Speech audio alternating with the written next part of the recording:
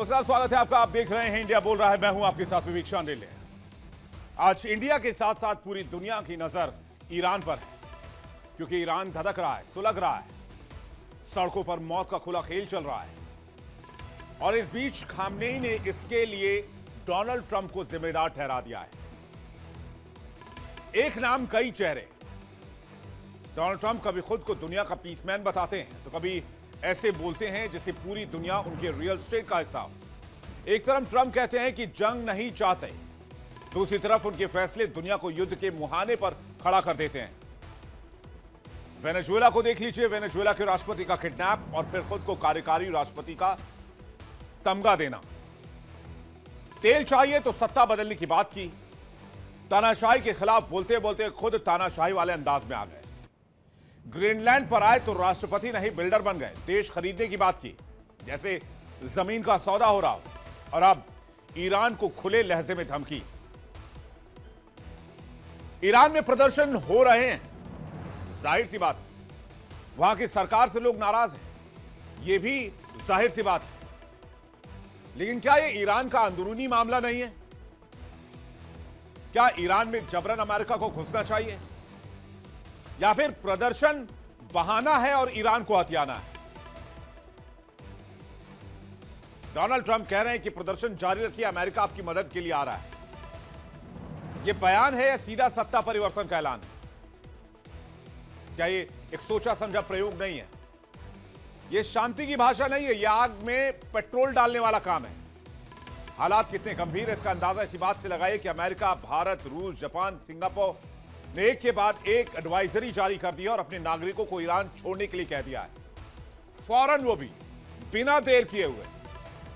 यानी दुनिया मान चुकी है कि अमेरिका कुछ बड़ा करने वाला है।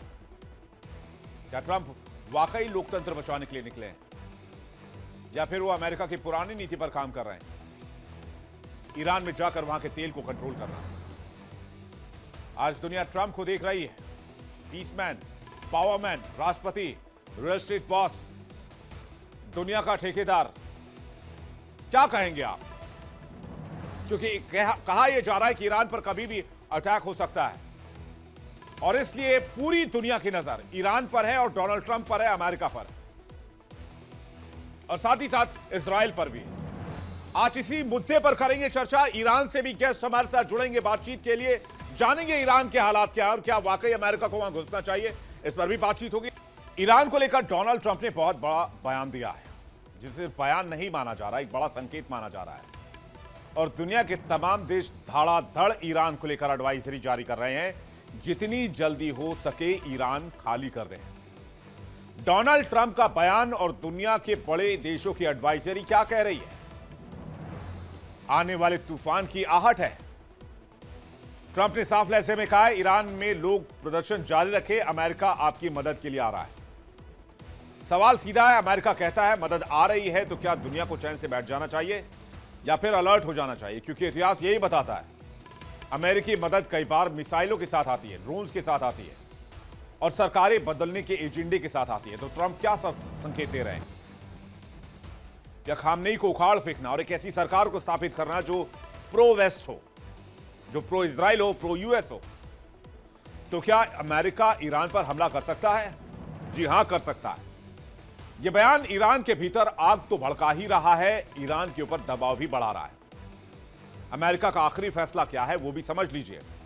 ट्रंप ने ईरान में प्रदर्शनकारियों का समर्थन किया है, अमेरिका आपकी मदद के लिए आ रहा है, ईरान में प्रदर्शन जारी रखिए, ईरानी संस्थाओं को कब्जा कीजिए। ईरान महान देश था, लेकिन राक्षसों ने कब्जा कर लिया। अब ईरान को एक बार फिर से महान देश बनाएंगे, यानी कि मेक ईरान ग्रेट अगेन बनाएंगे। अत्याचारियों को अत्याचार की कीमत चुकानी होगी। ईरान को लेकर ट्रंप का बयान सिर्फ बयान नहीं है, यह सीधा हस्तक्षेप माना जा रहा है। पहले बयान सुनिए, उसके बाद आगे की बात। To all Iranian patriots, keep protesting, take over your institutions if possible, and save the name of the killers and the abusers that are abusing you. You're being very badly abused. If the numbers are right now, I hear 5 different sets of numbers. I hear numbers, look, 1 death is too much. But I hear much lower numbers, and then I hear much higher numbers. But I say save their names because they'll pay a very big price. Then I've canceled all meetings with the Iranian officials until the senseless killing of protesters stops. And all I say to them is help is on its way. You saw that I put tariffs on anybody doing business with Iran. Just went into effect today. And I say make Iran great again. You know, it was a great country until these monsters came in and took it over. Donald Trump शांति की बात करते हैं, लोकतंत्र की बात करते हैं, लेकिन ऐसा लगता है जंग का माहौल भी खुद बनाते हैं। एक तरफ कहते हैं नो मोर वॉर्स, दूसरी तरफ दुनिया के हर संवेदनशील इलाके में आग लगाने वाले बयान। अब जरा ट्रंप स्टाइल को भी समझ लीजिए। वेनेजुएला तो तानाशाही हटाने के नाम पर वहां के राष्ट्रपति को किडनैप किए, ड्रग्स के नाम पर वेनेजुएला को इन्वेड किया, लेकिन आज तक अमेरिका ने नहीं बताया कि ड्रग्स का कितना कारोबार, कितना बड़ा कारोबार वेनेजुएला के अंदर सीज किया गया या उसको खत्म किया गया, कितनी बड़ी मात्रा में ड्रग्स की जब्ती की गई। हाँ, लेकिन अमेरिका ने यह बताया कि कितनी बड़ी मात्रा में वेनेजुएला तेल अमेरिका को देगा। डोनाल्ड ट्रंप ने खुद को वहां का कार्यकारी राष्ट्रपति भी बताया। सत्ता पलटने की कोशिश की, तेल चाहिए तो लोकतंत्र याद आ गया और फिर कहते हैं हम लोगों को आजाद कराने न आए। अब ग्रीनलैंड को आप देख लीजिए, ग्रीनलैंड पर नजर पड़ी तो राष्ट्रपति नहीं रियल एस्टेट के डीलर बन गए। देश खरीदने की बात की जैसे कोई प्लॉट या होटल का सौदा हो रहा हो। और अब ईरान को लेकर डोनाल्ड ट्रंप का बयान सिर्फ बयान नहीं है, ये ईरान में एक ऐसी सत्ता चाहते हैं जो प्रो वेस्ट हो, प्रो इजराइल हो या फिर प्रो यूरोप हो। क्योंकि दुनिया जानती है जब जब अमेरिका ने मदद करने की कोशिश की तब तब अमेरिका का एजेंडा साफ रहा कि वो देश अमेरिका के इशारे पर चले। उस देश की संप्रभुता, उसकी स्थिरता, उसका भविष्य सब कुछ हिल गया। इराक, लीबिया, अफगानिस्तान, नाम बदलते रहे, कहानी वही रही। और एक बार फिर से स्क्रिप्ट वही लिखी जा रही है जो 1953 में लिखी गई थी ईरान में, फिर 1979 में उसे पलट दिया गया, फिर 1979 के बाद 46-47 सालों के बाद एक बार फिर से वही तैयारी है। लेकिन ईरान के पास अमेरिका ने हवाई ताकत अपनी जो है उसको अलर्ट कर दिया है। कतर के अल उदैद बेस पर अमेरिकी फाइटर जेट एक्टिव कर दिए हैं। कतर में एयर टैंकर, बमवर्षक F-35, लड़ाकू विमान कतर बेस पर, ड्रोन, टैंकर और सैन्य विमान रेडी टू अटैक मोड में है। मिडिल ईस्ट के 9 देशों में 19 अमेरिकी बेस को अलर्ट रहने के लिए कहा गया है। मिडिल ईस्ट में अमेरिका के सैनिक 34,000 से बढ़ाकर 50,000 कर दिए गए हैं। सेंटम ने कतर के अल उदैद एयर बेस पर नया डिफेंस सेल बना दिया है। अरब की खाड़ी में अमेरिकी नेवी का गाइडेड डिस्ट्रॉयर सक्रिय कर दिया गया है। अरब सागर में हमले के लिए यूएसएस रूजवेल्ट को तैयार कर दिया गया है। बॉम्बर मिशन के लिए मिडिल ईस्ट पहुंच गए हैं अमेरिका के 8 केसी टैंकर विमान जो हवा में फाइटर जेट्स को रिफ्यूल करते हैं और बॉम्बर्स को रिफ्यूल करते हैं। ये टैंकर विमान है, ये हवा में चलते फिरते पेट्रोल पंप जैसे हैं। किसी भी विमान को जरूरत पड़ा, हवा में ही इस विमान के पास गया, केसी टैंकर विमान के पास, और हवा में ही रिफ्यूल कर लिया गया। मैं आपको इसलिए बता रहा हूं क्योंकि ईरान के इर्द गिर्द चीजें सजा दी गई हैं। अब आता है असली सवाल, क्या किसी देश के अंदर घुसकर, किसी सोवरेन नेशन के अंदर जाकर अमेरिका को इस तरह का एक्शन लेना चाहिए? मैं ये नहीं कह रहा कि ईरान में जो प्रदर्शन हो रहे वो नहीं होने चाहिए, वो ईरान के नागरिकों का अधिकार है, वो ईरान के लोगों का अधिकार है। लेकिन अगर यही काम कोई और मुल्क करे, सपोज दैट कि भारत ने ऑपरेशन सिंदूर शुरू किया, पाकिस्तान में गया, आतंकी ठिकानों को नस्तनाबूद किया, तो डोनाल्ड ट्रंप, बकौल डोनाल्ड ट्रंप ने कहा कि भाई आप युद्ध ना करें वरना हम ट्रेड डील आपका रोक देंगे, ट्रेड डील का प्रेशर बनाया। यही कहा था ना डोनाल्ड ट्रंप ने। यही काम अगर रूस करे, चीन करे, कोई और ताकत करे तो अमेरिका इसे स्वीकार नहीं करेगा। लेकिन अमेरिका को समझना होगा ईरान कोई कमजोर मुल्क नहीं है, वो मिडिल ईस्ट में एक ताकतवर मुल्क है। बेशक इकोनॉमी चरमरा गई क्योंकि अमेरिका ने सैंक्शंस लगा दिए, मामला तेल की राजनीति का है। और ईरान इतना पावरफुल है कि आप मान लीजिए कि पूरा इलाका बारूद के ढेर पर बैठा है और जितने भी यूएस बेस हैं और इंक्लूडिंग इजराइल, सब ईरान के मिसाइल रेंज में। वहां की सरकार ने पहले ही कह रखा है कि अगर हमला हुआ तो फिर इजराइल को और अमेरिका को इसकी कीमत चुकानी होगी। और ईरान के पास ऐसे हथियार हैं कि वो पलटवार कर सकता है। ईरान धधक रहा है, वहां की सरकार के पास खोने के लिए कुछ बचा नहीं है। तो ऐसे में उन मिसाइलों को बचाकर भी क्या करेंगे, वो उसका इस्तेमाल ही कर लेंगे। ईरान में 17 दिनों से प्रदर्शन जारी है ऑफिशियल आंकड़ा बताया जा रहा है कि 2000 से ज्यादा लोगों की मौत हो गई है। वेस्टर्न मीडिया कह रहा है कि 12,000 से ज्यादा लोगों की जान चली गई है। 18,000 से ज्यादा प्रदर्शनकारियों को हिरासत में लिया गया है। इरफान सुल्तानी जो कि एक 26 साल का युवक है, उसको फांसी की सजा सुना दी गई है और प्रदर्शनकारियों के साथ डोनाल्ड ट्रंप खड़े हो गए हैं। खामनेई शासन पर खतरे के बादल साफ हैं। ये ईरान की तस्वीर और मौजूदा वैश्विक हालात हमने आपके सामने 6 तस्वीरों के जरिए रख दिया है। अब सवाल यह कि ईरान के हालात बिगड़े, अमेरिका का अटैक हुआ तो असर सिर्फ ईरान तक रहेगा? नहीं, मिडिल ईस्ट जलेगा, तेल की कीमतें उछलेंगी, दुनिया की अर्थव्यवस्था पर असर होगा, सब कुछ तितर बितर हो जाएगा। ईरान की मिसाइलें लॉन्च पैड पर एक्टिव हैं, यह IRGC कमांडर ने कहा है। हजारों मिसाइलों को लॉक एंड लोड कर दिया गया है। ईरान पर हमला हुआ तो तेहरान करारा जवाब देगा, IRGC कमांडर ने क्लियर कर दिया है। ईरान के एयर डिफेंस सिस्टम बॉर्डर्स पर तैनात किए गए हैं। तकरीबन 5 लाख सैनिक युद्ध के लिए तैयार हैं। इन सब के बीच रूस जो अमेरिका की हर चाल पर नजर रखता है, क्या वो चुप बैठेगा? चीन पहले से इस पूरे खेल में नजर रखे हुए है। मिडिल ईस्ट में आग भड़की तो इसकी लपटें एशिया तक भी आएंगी और हालात कितने गंभीर हैं इसका अंदाजा ट्रंप के बयान से नहीं, दुनिया की हरकतों से लगाइए। ईरान में हालात विकट हैं, इसे देश लेकर कई देश हाई अलर्ट के मोड में आ गए हैं। अमेरिका ने अपने नागरिकों को कहा है ईरान फौरन छोड़ दो। भारत ने भी एडवाइजरी जारी कर दी है, ईरान फौरन छोड़ दें भारतीय। रूस ने भी एडवाइजरी जारी कर दी है, सिंगापुर ने भी जारी कर दी है, जापान ने भी अपने नागरिकों को वापस बुला लिया है। यानी दुनिया मान चुकी है कि कुछ बड़ा होने वाला है। सवाल यह है हालात कितने बिगड़ेंगे, ईरान पलटवार करेगा तो क्या होगा। इसलिए बहस अमेरिका की नीति पर है और उस व्यवस्था पर है जहां एक ताकतवर मुल्क तय करता है कि क्या सही और क्या गलत है, यानी जिसकी लाठी उसी की भैंस। इसी पर बातचीत करने के लिए मेहमानों का एक बड़ा पैनल हमारे साथ मौजूद है। ब्रिगेडियर विनोद दत्ता हमारे साथ जुड़ रहे हैं, रक्षा विशेषज्ञ हैं, बहुत स्वागत आपका। ग्रुप कैप्टन UK देवनाथ हमारे साथ जुड़ रहे हैं, बहुत स्वागत है आपका। हमारे साथ मेजर आशीष चतुर्वेदी जुड़ रहे हैं, रक्षा विशेषज्ञ, आपका भी बहुत स्वागत है। डॉक्टर सुधीर सिंह हमारे साथ जुड़ रहे हैं, विदेश नीति विशेषज्ञ, आपका भी बहुत स्वागत है। और मेहमत ओस्तुर्क हमारे साथ जुड़ रहे हैं, मिडिल ईस्ट स्पेशलिस्ट हैं और ईरान से इस वक्त इस्तांबुल से, तुर्की से इस वक्त हमारे साथ जुड़ रहे हैं। आपका भी ओस्तुर्क साहब बहुत स्वागत है। मैं सबसे पहले ओस्तुर्क साहब के पास जाऊं, लेकिन एक ब्रेकिंग न्यूज आ रही है, वो ब्रेकिंग न्यूज दर्शकों को बताना चाहता हूं। बड़ी खबर यह है ईरान और अमेरिका में जंग की आग तेज हो गई है। कतर में खाली किया जा रहा है US एयरबेस। ईरान की वार्निंग के बाद एयरबेस खाली किया जा रहा है। अल उदीद एयरबेस से वहां पर कुछ सैन्य बलों को हटाया गया है, कुछ एहतियातन कदम लिए गए हैं, यह इस वक्त की खबर आ रही है। यानी कि जो एयरबेस ईरान के निशाने पर है वहां से जो प्रोटेक्टिव मेजर्स हैं या डिफेंसिव मेजर्स हैं वो लिए जा रहे हैं। बड़ी खबर आ रही है, ईरान और अमेरिका के जंग की आहट के बीच ये ब्रेकिंग न्यूज है। कतर में US एयरबेस पर एक्टिविटी देखी गई है और वहां से सैनिकों की संख्या कम की गई है। इस बेस को सुरक्षित करने के लिए फैसला लिया जा रहा है। ये इस वक्त की जानकारी इस वक्त हमें मिल रही है। सीधे चलते हैं मेहमत ओस्तुर्क साहब के पास, इस्तांबुल से लाइव हैं।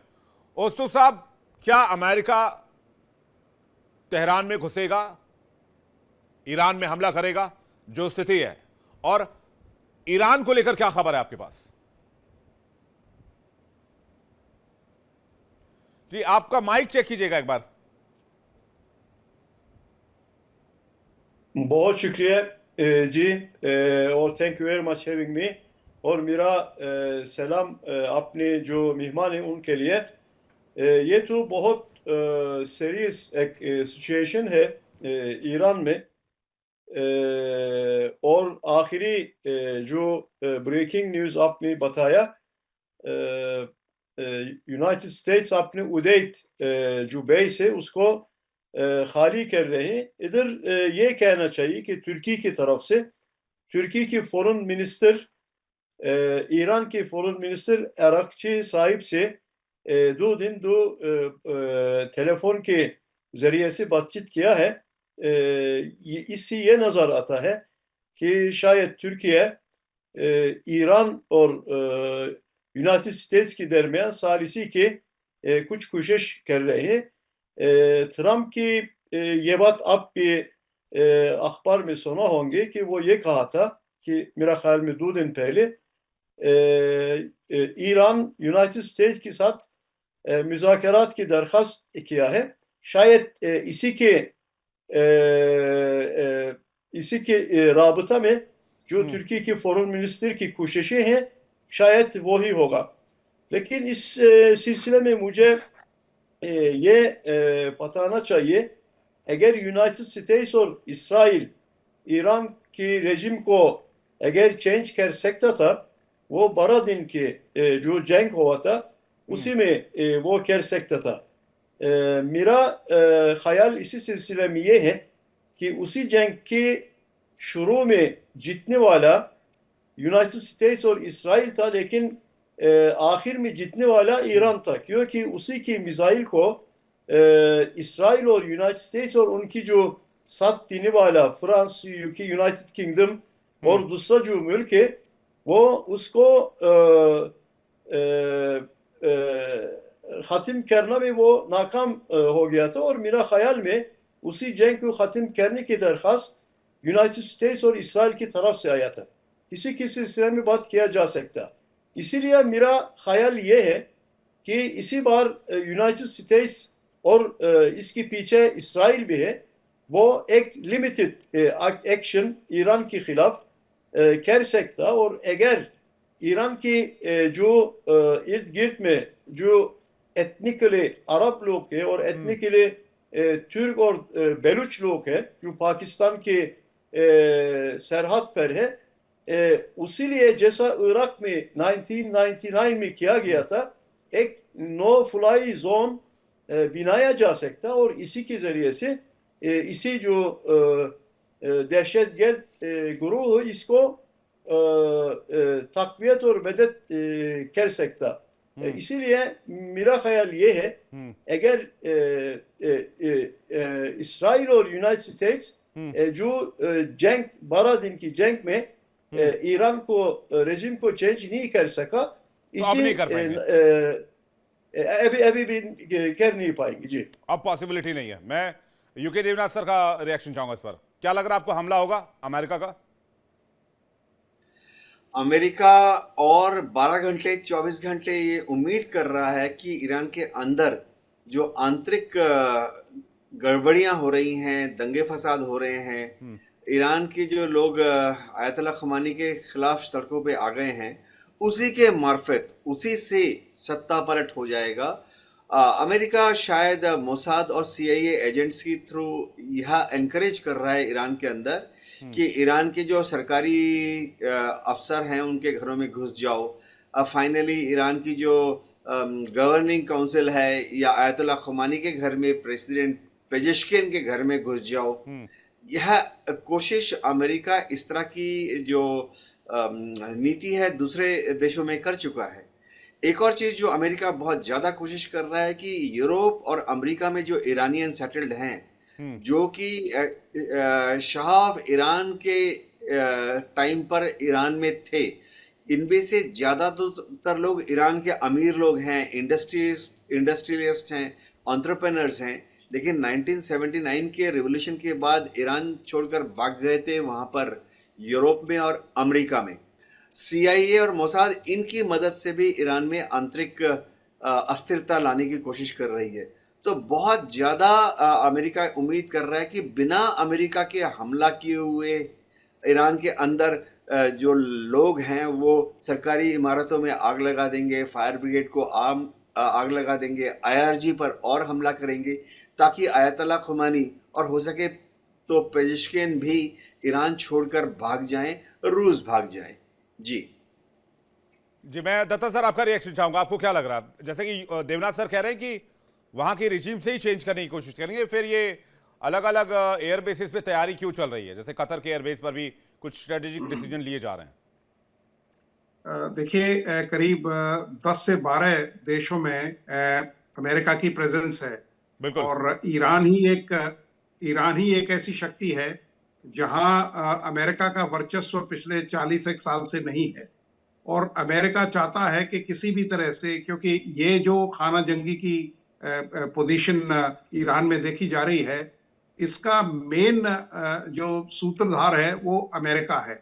और जिस तरह से देखिए रण कौशल में चेंज आया है, तो अमेरिका भी ये चाहेगा कि साहब बिना कोई गोला फायर किए वो अपने जो CIA है या उसके जो मोसाद के जो इंटेलिजेंस नेटवर्क है या उसके जो एजेंट्स या स्लीपर सेल्स है वहां उनको एक्टिवेट करके वहां पैसा पहुंचा के उनको इमदाद देने के बाद वो ऐसे हालात प्रोड्यूस करे कि खुमनई साहब वहां से मतलब पलायन कर सकें। पेशेकियन साहब एक मॉडरेट लीडर हैं, उन्होंने पहले भी अपनी जो इस्तीफे की पेशकश की थी पहले, तो वो ये चाहेंगे कि साहब किसी भी तरह से सूरत हाल कंट्रोल में हो जाए।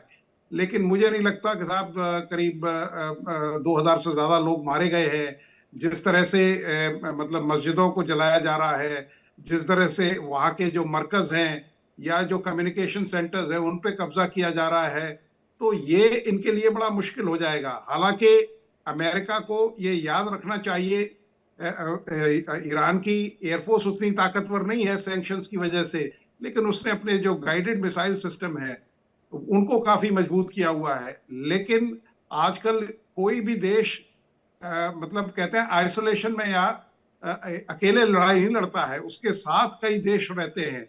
यूक्रेन का उदाहरण बिल्कुल आपके सामने है जी। तो यहाँ मुझे लगता है कि रूस, चीन मतलब प्रत्यक्ष रूप से या अप्रत्यक्ष रूप से सामरिक तौर पे, माली तौर पे ईरान के साथ खड़े रहेंगे और वो ये चाहेंगे कि साहब अमेरिका मतलब एक काइनेटिक ऑपरेशन ईरान के ऊपर लॉन्च न करे।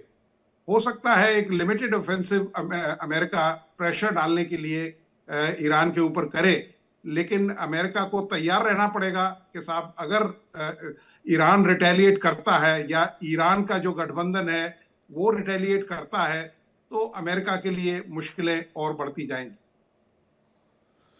जी, इस पर मेजर साहब आप क्या कहेंगे? फिर मैं सुधीर जी आपके पास आ रहा हूं। मेजर साहब, देखिए, आज मुझे ऐसा लगता है कि डोनाल्ड ट्रंप जो है वो पूरे विश्व की शांति के लिए एक खतरा बना हुआ है। ये वो मूर्ख आदमी है जिसकी वजह से पूरी दुनिया में आज जो है अफरा तफरी है। बिल्कुल। और अगर आप देखें तो इसकी हरकतें अगर ऐसी रहीं तो किसी ना किसी दिन आप देखेंगे कि जो रशिया है, चाइना है, कहीं ना कहीं वो भी प्रत्यक्ष रूप से सामने आ जाएंगे जब उनको लगेगा कि भाई अगर हमने ऐसे ही चलने दिया तो ये चीज जो है ये बढ़ते बढ़ते बढ़ते यहाँ तक आ जाएगी। तो अल्टीमेटली होगा क्या कि आप देखेंगे कि एक वॉर जैसी सिचुएशन जो वर्ल्ड वॉर में कन्वर्ट होती है इसी तरीके से होती है, एक आदमी की मूर्खता की वजह से। बिल्कुल। तो डोनाल्ड ट्रंप वही आदमी है कि जिस आदमी की वजह से आप देखिए ग्रीनलैंड हो गया, वेनेजुएला हो गया, मतलब जैसे पिक्चरों में दिखाते हैं कि भाई आप किसी दूसरी कंट्री में जाके उसके प्रेसिडेंट को किडनैप कर रहे हैं, आपको क्या वो था, लेकिन कर रहे हैं। अब ईरान में भी वैसी चीज उनका प्रयास है, पहले इराक में भी किया था उन्होंने। तो कहीं ना कहीं मुझे ऐसा लगता है कि डोनाल्ड ट्रंप जो है वो हद से ज्यादा आगे बढ़ रहे हैं और कहीं ना कहीं इसका खामियाजा जो है पूरे विश्व पे इसका असर फाइनेंशियल इम्प्लीकेशंस, पॉलिटिकल इम्प्लीकेशंस और मिलिट्री इम्प्लीकेशंस, इसकी अलग अलग तरीके की इम्प्लीकेशंस पूरी दुनिया पे कहीं ना कहीं आती हैं। क्योंकि एक जब आग लगेगी तो वो एक ही जगह रुकेगी नहीं। हो सकता है भाई रूस थोड़ा आगे बढ़ जाए उसमें, और ईरान भी इतनी आसानी से, वेनेजुएला तो है नहीं ईरान की, वो कहेगा कि ठीक है भाई जो तुमने किया। आपने पिछली बार भी देखा होगा कि जब उन्होंने बम्बार्डमेंट किया था तो ईरान जो है वो अपनी लड़ाई पे कायम था। और जो मुझे लग रहा है क्योंकि देखिए उनके पास एक सब्सटैंशियल फाइटिंग वो है उनके पास, तो वो रिटेलिएट तो करेंगे ही करेंगे। और आप देखिए कि अमेरिकन बम्बार्डमेंट तक तो कर सकते हैं, लेकिन अमेरिकन मैं बता रहा हूँ बाय जो जिसे कहते हैं कि 1 to 1 की जो लड़ाई होती है बूट्स ऑन द ग्राउंड, उसमें अमेरिका बहुत कमजोर है। अमेरिकन कांट फाइट, ये एक सच्चाई है जो पूरी दुनिया को पता है। वो फिल्मों में और हॉलीवुड की पिक्चर्स में हीरो बन सकते हैं, लेकिन जमीन पे लड़ना उनके अमेरिकन के बस की बात नहीं है। आप देख लीजिए जो अभी से बेस खाली कर रहे हैं, जो लड़ाई शुरू नहीं हुई, ये डिफेंसिव नहीं होता, ये कायरता है। इसको सीधे सीधे कायरता कहते हैं कि अगर आप जो है पहले से ही मैदान छोड़ रहे हैं तो ये डिफेंस नहीं होता है, ये कायरता होती है कि भैया हम पहले से ही भाग लो यहाँ से। तो जो मैंने बात कही कि American by nature they are not fighters, they are just manipulators और दे कैन नॉट फाइट। अगर 1 to 1 की फाइट होगी तो अमेरिकन पिट जाएंगे बुरी तरीके से। तो ये ऊपर ऊपर से आएंगे और हमला करके चले जाएंगे, ऐसा कुछ हो सकता है जैसे कि अभी क्या था। हालांकि उस्तुक साहब कह रहे हैं कि ये भी पॉसिबिलिटीज नहीं है, क्योंकि अभी फाइट कर लियो और अगर ईरान की सरकार के पास खोने के लिए कुछ नहीं है, उनका देश वैसे भी चल रहा है, वो अपने मिसाइल्स को कल को स्टॉक करना ही नहीं चाहेंगे, वो फायर कर देंगे और चाहेंगे कि अमेरिकी बेसिस को निशाना बना जाए। तो एक बहुत बड़ा इस पे स्टेक है अमेरिका का फंसा हुआ कि वो करेगा कि नहीं करेगा। सुधीर सर, आपका क्या कहना है इस पे? देखिए, जहां तक ईरान के विरोध का सवाल है, ये स्पॉन्टेनियस विरोध है। मैं किसी भी मत से सहमत नहीं हूं कि किसी तीसरे शक्ति ने ही इसको हवा दी है। ये महसा अमीनी के मामले में भी 2022 में हुआ था, 600 लोग मारे गए थे। अभी का बहुत ही विभत्स है, 40 साल से सैंक्शन लगे हैं, छोटे मोटे चीज 5 गुना 10 गुना महंगाई में बिक रहा है, बेरोजगारी बढ़ी हुई है। ईरान तो इसलिए सस्टेन कर रहा है कि आधा ईरान जो है वो फर्टाइल लैंड है, वहां कुछ पैदा हो जाता है जिसमें वो लोग खा पी लेते हैं। अदरवाइज ईरान की हालत, आम जन की हालत बहुत ही खराब है।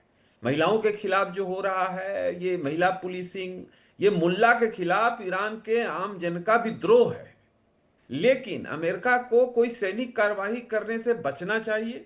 अगर अमेरिका सैनिक कार्रवाई करता है तो मुल्ला का पावर फिर कंसोलिडेट हो जाएगा और मुल्ला उसको इस्लाम के नाम पर लड़ाई शुरू कर देगा, और फिर आप देखेंगे कि जो इस्लामिक देश हैं उनके लिए भी एक अहम प्रश्न बन जाएगा कि वो अमेरिका की भर्त्सना करें। पाकिस्तान जैसे देश जो कि टुकड़ों पर पलता है अमेरिका के, वो भी कुछ कहने को अमेरिका के खिलाफ बाध्य होगा, चूंकि इस्लाम की बात आ जाएगी। तो ये अमेरिका को चाहिए कि सिर्फ बयानबाजी से मदद करे, इंटरनेट वगैरह दे, इंटरनेशनल लेवल पे उठाए। अमेरिका का वहां हमला करना किसी भी स्थिति में खमेनी को अपदस्थ नहीं करेगा। मेरा मानना है कि अगर अमेरिका इसी तरह से आंदोलन को होने दे और सैनिक हस्तक्षेप नहीं करे तो खमेनी 2-3 मैक्सिमम 4-5 दिन के अंदर उखड़ जाएंगे और उनको भागना पड़ेगा। मेरी जो कुछ ईरानी मित्रों से संपर्क है, वो बता रहे हैं कि प्लेन रेडी है तेहरान एयरपोर्ट पर मास्को को उड़ने के लिए, सामान भी उसमें भरा जा चुका है, खाली खमेनी साहब को उसमें बैठना है। वो अनफोल्डिंग सिचुएशन को देख रहे हैं। लेकिन जो अमेरिका लड़े न लड़े वो एक बात है, लेकिन जिस तरह से खमेनी की मुल्ला सरकार आम लोगों का कत्लेआम ईरान में कर रही है, उसकी भर्त्सना भरपूर होनी चाहिए। हम सब डेमोक्रेट हैं, डेमोक्रेटिक राइट के लिहाज से ह्यूमन राइट का ये सीरियस वायलेशन है और तमाम इंटरनेशनल एजेंसीज को इसका जो है कॉग्निजेंस लेके एडिक्वेट स्टेप उठाना चाहिए और भर्त्सना एटलीस्ट करनी चाहिए। अगर ह्यूमन राइट कहीं भी एग्जिस्ट करता है किसी के दिलो और दिमाग में, तो उनको उसकी आवाज उठानी चाहिए। आज ईरान के लोग डेमोक्रेटिक और ह्यूमन राइट के लिए लड़ रहे हैं, अपने हक और हुकूक के लिए लड़ रहे हैं, मुल्लाबाद के खिलाफ लड़ रहे हैं। ये मध्य पूर्व में एक अनोखा मूवमेंट है जिससे दुनिया को सीख लेनी चाहिए, और जो रूलर आस पड़ोस वाले हैं उन पर भी असर पड़ेगा। अगर खमेनी उखड़ते हैं तो वो भी उखड़ेंगे। तो ये बहुत कुछ अभी अनफोल्डिंग होना बाकी है, देखते हैं क्या होता है। नहीं, लेकिन सिचुएशन का भी क्या बनता दिख रहा है। मैं उस्तुक साहब से जानकारी चाहूंगा कि डर दोनों तरफ से है, इधर से भी है उधर से भी है। खामनेई को डर है कि उनकी सत्ता चली जाएगी, इस्लामिक रेवोल्यूशन के बाद 1979 के बाद कोई ऐसी सरकार आ जाएगी जो प्रो वेस्ट हो या प्रो यूएस हो, प्रो यूरोप हो, प्रो इसराइल हो। यहां अमेरिका को डर है कि हमारे बेसिस को निशाना बनाया जा सकता है। मिडिल ईस्ट जो है वो पूरा एकदम बारूदी बवंडर में घिर जाएगा अगर ईरान ने रिटालिएशन शुरू किया और अपने मिसाइल्स दागने शुरू किए। हमने, जैसे कि आशीष जी बता रहे थे मेजर साहब, कि हमने सिचुएशन देखा था अभी जब ईरान पर इजराइल और अमेरिका ने अटैक किया था, तो ईरान ने स्वॉर्म ड्रोन का इस्तेमाल किया था। एक दो नहीं, हजारों की संख्या में ड्रोन्स आए थे अटैक करने के लिए और इजराइल को निशाना बनाना शुरू किया था। इजराइल की एयर डिफेंस सिस्टम भी उस समय धरी की धरी रह गई। तो रिस्क तो दोनों तरफ से है उस्तुक साहब। जी, रिस्क तो दोनों तरफ पैर भी है और सारा जिहा पैर भी है, क्योंकि हम तुर्की जो ईरान की पड़ोसी मुल्क है, हम ईरान में कोई डिस्टेबलाइजेशन नहीं चाहता, क्योंकि ये अकेला ईरान और इसराइल या यूनाइटेड स्टेट्स के लिए कोई रिस्क नहीं होगा, उनकी पड़ोसी मुल्क के लिए भी होगा। इसीलिए मैं ये असल में ये बात कहना चाहता हूँ इधर आपकी जो मेहमान भी इसी सिलसिले में बातें किया है, हमें एक नया केओस वाला शादी में तैयार होना चाहिए, क्योंकि यूनाइटेड स्टेट्स अभी ताकतवर मुल्कों के जो कुछ चाहता उसे करने के दरवाजे दूसरा ताकतवर लोगों पर भी खुला कर दिया है। इसीलिए ईरान की और इसी किस्म की दूसरा खेल ग्रीनलैंड में देख लेंगे और कनाडा में भी देख लेंगे, क्योंकि यूनाइटेड स्टेट्स कनाडा को भी अपने वो मुल्क में जम करना चाहते हैं। तो इसीलिए यूनाइटेड स्टेट्स को वेनेजुएला में रोकवाना चाहिए। अगर उधर नहीं रोकेगा तो उनकी कोई हाथ नहीं होगा। तो हम अभी देखते हैं ना ईरान के बारे में, ट्रम्प साहब कुछ बातें करता, लेकिन ये कोई लीगल बातें नहीं है। अगर ईरान में कुछ ट्रांसफॉर्मेशन होगा, कुछ तब्दीली आएगा, वो तो ईरान के लोगों के हाथों से आना चाहिए। इसीलिए जैसा आप बता रहे हैं, ईरान के लिए भी रिस्क है और यूनाइटेड स्टेट्स और जो रीजनल कंट्रीज है उनके लिए भी रिस्क अभी है, और मिडिल ईस्ट के लिए भी रिस्क है। आप सही कह रहे हैं, रिस्क ओवरऑल मिडिल ईस्ट के लिए है और इंक्लूडिंग एशिया के लिए भी है। मैं देवनाथ सर का इस पर रिस्पॉन्स चाहूंगा। अगर अमेरिका इधर आया तो फिर मिडिल ईस्ट जलेगा, तो सब सारे मुल्क इधर चपेट में आएंगे और इसके दरमियान इसमें कोई शक नहीं है कि अगर अमेरिका ईरान के ऊपर हमला करता है तो जाहिर बात है आसपास के देशों पर इफेक्ट पड़ेगा। अमेरिका बहुत कोशिश करेगा कि ये एक स्विफ्ट ऑपरेशन हो। जैसा मैंने पहले कहा, पहले अमेरिका इंतजार करेगा कि ईरान अपने इंटरनल रेवोल्यूशन की जो इंटरनल जलसे प्रदर्शन हो रहे हैं, आगजनी है, उसी के हिसाब से ईरान की जो यंग जनरेशन है, जेनजी जैसा एक एटमोसफेयर है, इन्हीं के द्वारा सत्ता परिवर्तन हो जाए। अगर नहीं हुआ तो अमेरिका हो सकता है कि अगले 24 घंटे या 48 घंटे में हवाई हमले करे। अमेरिका ने अपनी एयरक्राफ्ट कैरियर्स को पोजीशन किया है भूमध्य सागर में, अरब सागर में यूएस वॉरशिप रेडी हैं क्रूज मिसाइल फायर करने के लिए। डियागो गार्सिया में अमेरिकन B-2 बॉम्बर्स भी तैयार है बॉम्बिंग के लिए। सबसे बड़ी बात है, इजराइल को भी आगाह कर दिया गया है कि जैसे ही संकेत मिले तो हर रोज 100 और कभी 200 फाइटर बॉम्बर से ईरान के ऊपर हमला करे। क्या आसपास के देशों पर क्या इफेक्ट पड़ेगा? देखिए, इराक जो है इस पूरे युद्ध में तटस्थ रहना चाहेगा जी। अभी बगदाद में जो सरकार है वो अमेरिका की मदद से टिकी हुई है बगदाद में, लेकिन इराक में बड़ी तादाद में शिया लोग रहते हैं और इराक की जो बगदाद की सरकार है वो भी कुछ सपोर्ट शिया से लेती है और शिया लोगों को जो इराक में जो शिया है उनसे परेशान नहीं होना चाहिए। तुर्की और अजरबैजान इस युद्ध में एकदम नहीं पड़ना चाहिए, क्योंकि कुर्दिस्तान में जो तुर्की का जो एस्तोनिया, पूर्वी तुर्किस्तान जो है तुर्की है, एनातोलिया, वहां पे लड़ाके लड़ रहे हैं और वो अपने लिए खुद फंसे हुए हैं तुर्की के लोग। अफगानिस्तान अपने युद्ध में फंसा हुआ है। पाकिस्तान की तो बल्ले बल्ले हो जाएगी सर, लेकिन देखिए, पाकिस्तान जो है उसको अमेरिका रिझाने की कोशिश कर रहा है कि पाकिस्तान के नेवल बेस जैसे पसनी है या पाकिस्तान के बलूचिस्तान में जो एयर बेस हैं उसका इस्तेमाल इजाजत मिल जाए। लेकिन पाकिस्तान में जो आम आवाम है, खासतौर से पाकिस्तान में गाँव में कस्बों में जो लोग हैं, वह इसके लिए एकदम तैयार नहीं है। अगर पाकिस्तान की एडमिनिस्ट्रेशन या पाकिस्तान की आर्मी अमेरिका को परमिट करती है कि पाकिस्तान की जमीन, पाकिस्तान के समुंदर या पाकिस्तान के आसमान का इस्तेमाल ईरान के खिलाफ यूएस की आर्मी, नेवी या एयरफोर्स करे, तो पाकिस्तान के लोग अपनी सरकार के खिलाफ काफी शोर मचाएंगे और पाकिस्तान की सरकार PMLN या आर्मी फिलहाल इस हालत में नहीं है कि पाकिस्तान के अवाम को नाखुश करे। जी दत्ता सर, क्या लग रहा है आपको, क्या विकल्प ईरान के पास और क्या विकल्प अमेरिका के पास? देखिए, ईरान के पास तो एक हॉब्सन्स चॉइस है कि भाई कैसे, पहली बात ये जो इंटरनल डिस्टर्बेंस है, जो खाना जंगी चल रही है, पहले इसको किस तरह से काबू किया जाए। और ये एक ऐसी स्पार्क है जो एक इन्फर्नो में तब्दील हो चुकी है तो मुझे नहीं लगता कि हाल फिलहाल इस पे काबू पाया जा सकता है। और इसको अमेरिका पुरजोर इसमें घी डालने का काम कर रहा है। और अमेरिका ये चाह रहा है कि साहब बिना किसी काइनेटिक ऑपरेशंस में आए हुए अगर वहाँ मतलब हालात ऐसे पैदा कर दिए जाएं कि खुमनाई साहब वहाँ से रूस की तरफ पलायन कर सके। रही बात बाकी के देशों की, क्योंकि देखिए जो ईरान का गाइडेड मिसाइल गाइडेड सिस्टम है, बिकॉज ईरान के ऊपर इतनी सैंक्शंस थी और करीब 5-6 ऐसे देश हैं जो हवाई जहाज वगैरह या एवियोनिक्स में डील करते हैं, और उन देशों ने ईरान को कोई भी मतलब जहाज देने से मना कर दिया था। तो उन्होंने एक ऑल्टरनेट ये विकल्प के रूप में अपने जो गाइडेड मिसाइल सिस्टम है उसको बढ़ाया है। और इस पे अभी आप देखा होगा कि पिछले एक हफ्ते से करीब 5 या 6 हवाई जहाज रशिया से ईरान में लैंड किए हैं। अब उसके अंदर क्या सामरिक सामग्री आई है, किस तरह के हथियार आए हैं, वो ईरान ही जानता है, और ईरान उनको कब इस्तेमाल करेगा। और खोमेनी सरकार के लिए भी ये लास्ट डिच एफर्ट है।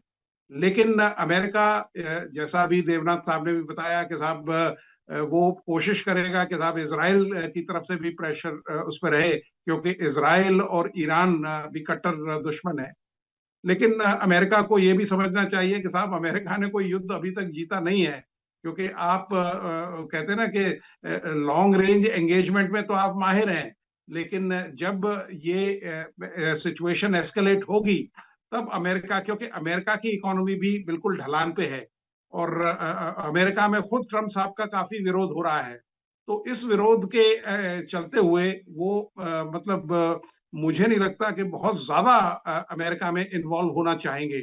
वो इस सिचुएशन को एनकैश करना चाहेंगे, क्योंकि ये जिसे कहते हैं कि ये एक ऐसा विकल्प है कि जिसमें, क्योंकि आजकल देखिए war is a very costly hobby. जिस तरह की पोस्चरिंग अमेरिका कर रहा है तो सिर्फ वो प्रेशर टैक्टिक्स है, हवाबाजी कर रहा है बेसिकली, अगर हम अपनी भाषा में समझे तो। बिल्कुल बिल्कुल। देखिए पावर प्रोजेक्शन रण कौशल का एक बहुत अहम हिस्सा है, साइकोलॉजिकल वॉरफेयर एक बहुत अहम हिस्सा है।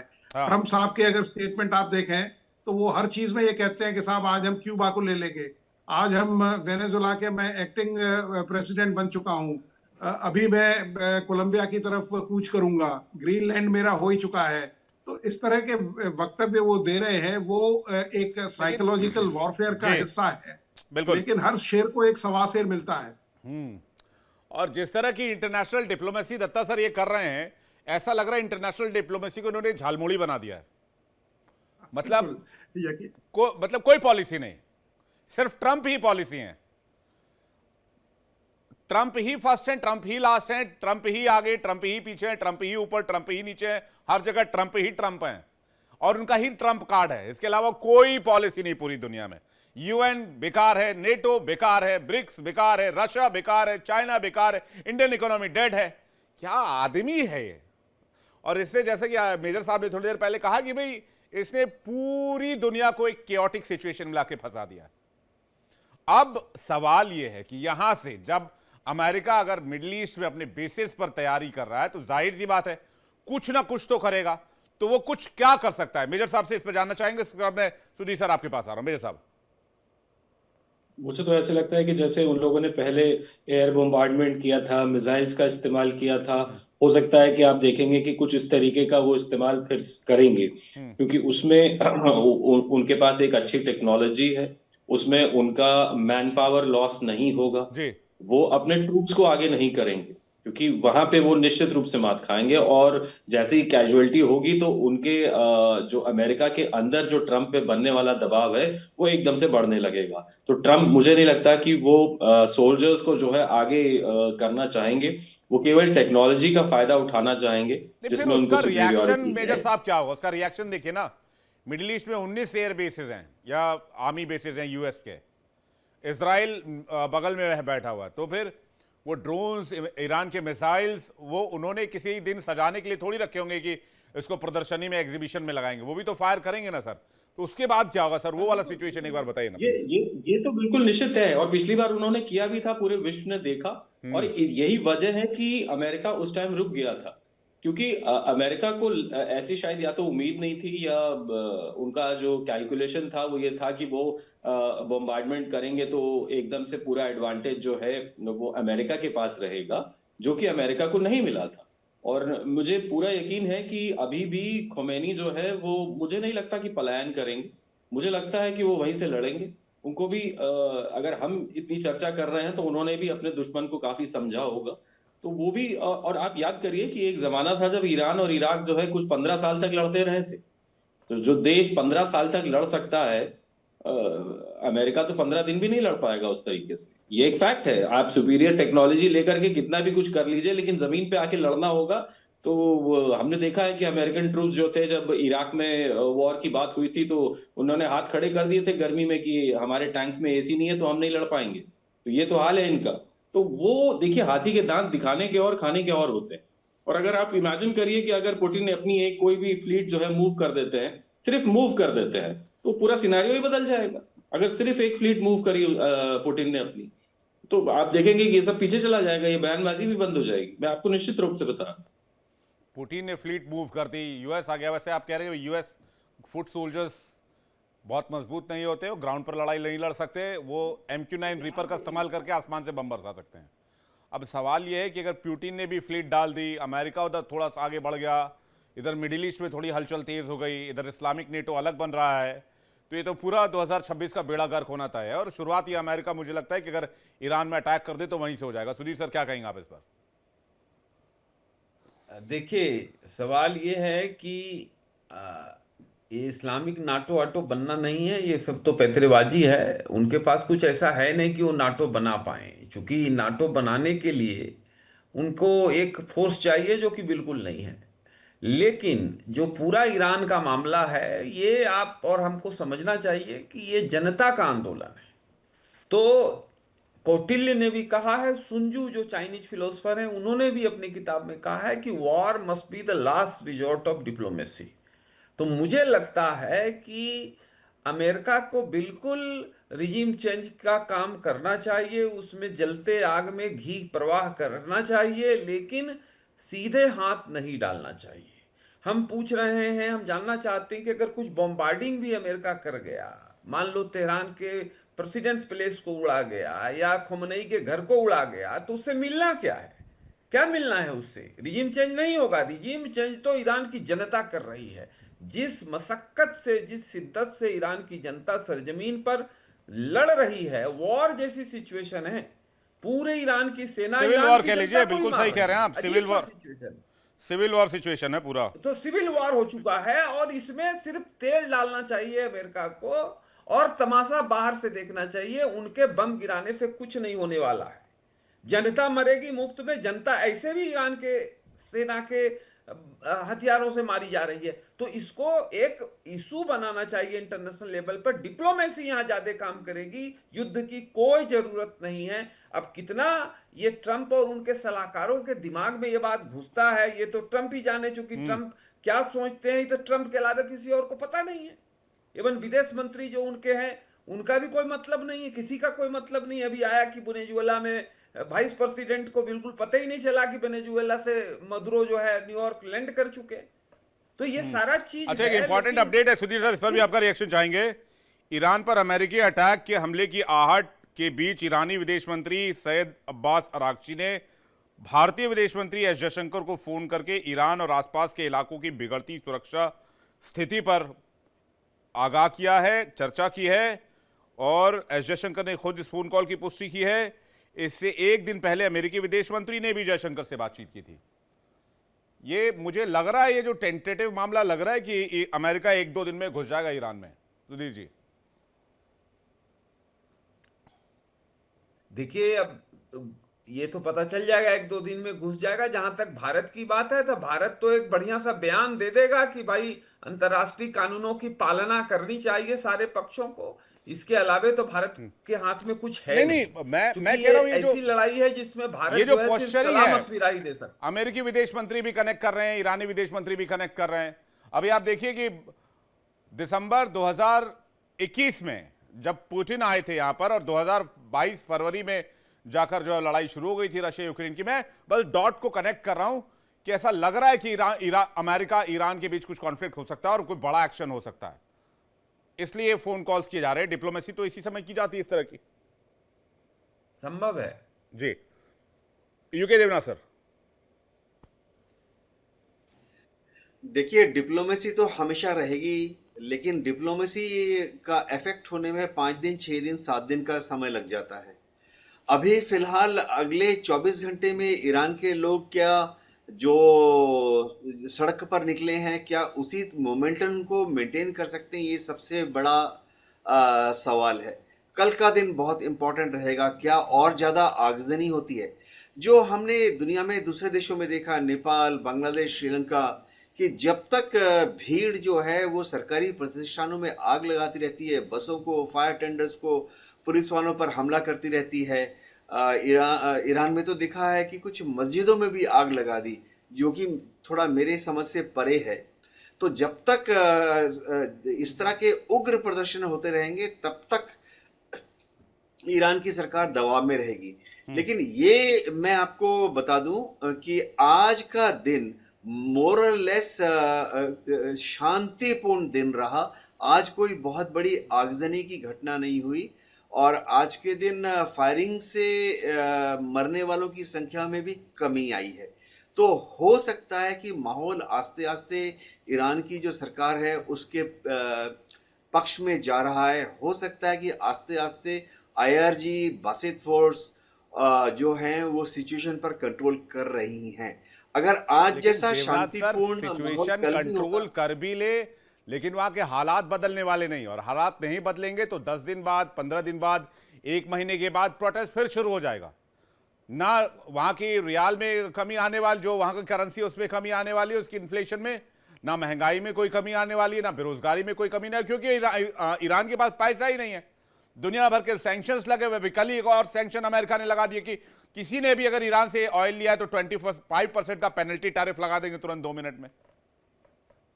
विवेक जी, इसमें कोई शक नहीं है कि इतने बड़े सैंक्शंस के बाद कोई भी देश, उसकी आर्थिक अवस्था चरमरा जाएगी। बिल्कुल। अब दुनिया के कई देश हैं, ईरान से क्या आयात करते हैं? खजूर। तो क्या अमेरिका उस देश के ऊपर 25% टैरिफ लगा देगा? तो इस तरह की जो बातें डोनाल्ड ट्रंप कर रहे हैं, शायद ये कुछ हद तक हास्यास्पद भी है। भारत कहाँ ईरान से कुछ आयात करता है? हम तो 2018 में जब अमेरिका ने हमें दबाव में डाला कि कर्जा लगा देगा, countering America's advisory through sanction, उसके बाद से हमने ईरान से कच्चा तेल मंगाना बंद कर दिया है। तो दुनिया के ज्यादातर देश ही ईरान के साथ व्यापार नहीं कर रहे हैं। लेकिन ईरान का एक एडवांटेज है जो मैं बताना चाहता हूँ, वो ये कि बहुत बड़ा देश है। देखिए, जितना बड़ा उत्तर भारत है प्राय उतना है। तो उनकी आर्थिक व्यवस्था, आंतरिक आर्थिक व्यवस्था इतनी है कि वो अपने को सस्टेन कर सकते हैं।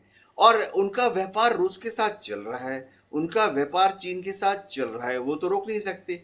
इसी तरह से उनका जो व्यापार है वो गल्फ काउंसिल की जो कंट्रीज हैं उनके साथ चल रहा है, नॉर्मल कॉमर्स चल रहा है। ये अगर अमेरिका सोचे कि एकदम ईरान को वाटर टाइट कंपार्टमेंट में बंद कर देगा, वो संभव नहीं है। ईरान और इराक के बीच में हर रोज ट्रेड हो रहा है, क्योंकि इराक में बड़ी तादाद में शिया लोग रहते हैं और ईरान में बड़ी तादाद में बॉर्डर्स के पास सुन्नी लोग रहते हैं। तो वो ट्रेड चल रहा है। तो अमेरिका सैंक्शन लगा रहा है, लेकिन इसके बावजूद ईरान आगे, आप देखिए ईरान आज टेक्नोलॉजी में कहाँ है। बड़े बड़ी मिसाइल बना रहा है, बड़े बड़े ड्रोन बना रहा है, सक्सेसफुल ड्रोन बनाकर बेच रहा है। तो ऐसी तकनीक जहाँ पे कि एक देश, पिछले 40 साल की बात कर रहा हूँ, कि इतने सैंक्शंस के बावजूद वो ड्रोन बना रहा है, बेच रहा है, बड़े बड़े surface to surface missile accurately Israel में फायर कर रहा है, तो वो डेवलप कर रहा है।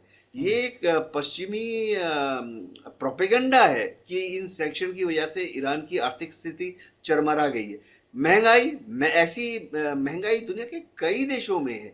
ऐसे देशों में भी इस तरह की महंगाई है जो कि अमेरिका के चरणों में बैठे हुए हैं। बिल्कुल जी। लेकिन जिस तरह के हालात बने हुए अमेरिका और ईरान के बीच में, वो बिल्कुल भी ठीक नहीं है और इसकी वजह से मिडिल ईस्ट में भी बहुत टेंशन है और इस पर हमारी नजर रहेगी। आप मेहमानों का बहुत शुक्रिया हमारे साथ जुड़ने के लिए और अपना कीमती वक्त देने के लिए। बहुत बहुत धन्यवाद, बहुत बहुत शुक्रिया। इंडिया बोल रहा है मैं फिलहाल इतना ही।